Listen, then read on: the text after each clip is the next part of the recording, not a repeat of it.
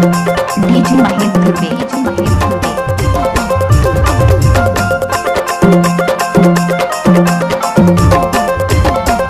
कृपया डीजे के सामने से दूर हो जाएं।